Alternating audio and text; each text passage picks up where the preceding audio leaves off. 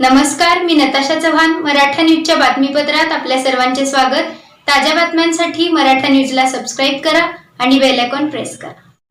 Vijapur road येथील रहिवासी व दुकानदार गेल्या अनेक वर्षापासून या ठिकाणी वास्तव्यास व व्यवसाय करीत आहेत. सध्या सोलापूर महानगरपालिकेकडून आमच्या बांधकामांना अनधिकृत ठरवून नोटिसा बजावण्यात आल्या आहेत व विजापूर नाका ते एजे पाटील रोडवर अतिक्रमण हटाव मोहीम राबवण्यात येत आहे.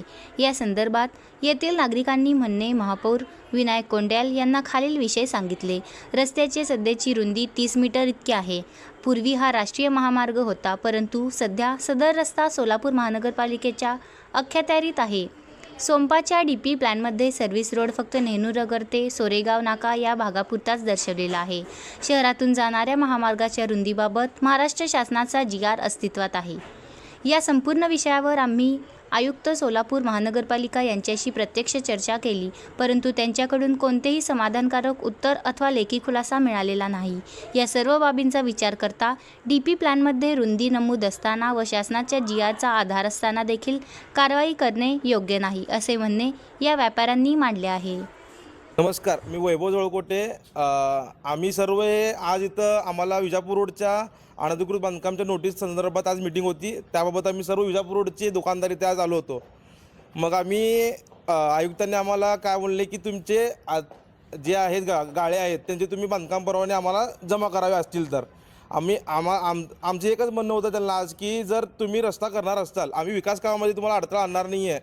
जर तुम्ही रस्ता करणार असाल तर आम्ही स्वतः काढून घेऊ, तुम्ही लँड ॲक्वायर करून घ्या. आमचं म्हणणं एवढंच आहे.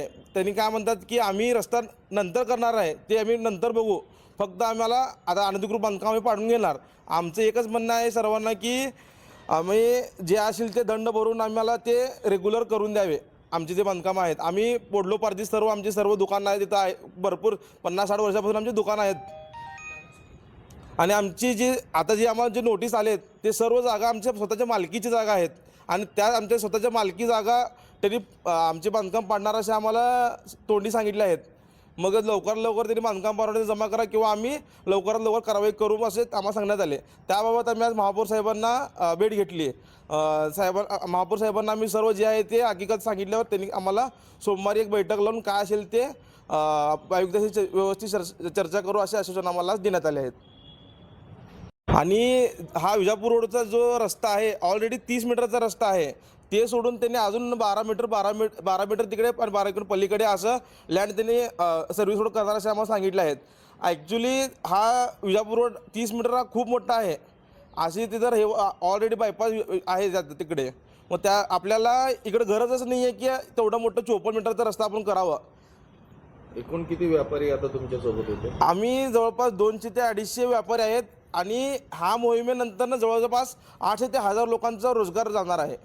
आम्हाला तुमच्या माध्यमातून एकच विनंती करायची आहे की तुम्ही योग्य ते आम्हाला न्याय द्या आणि जे बांधकाम परवाने आहे ते आम्हाला काय असेल ते तुम्ही दंड घेऊन आम्हाला रेग्युलर करून द्यावे.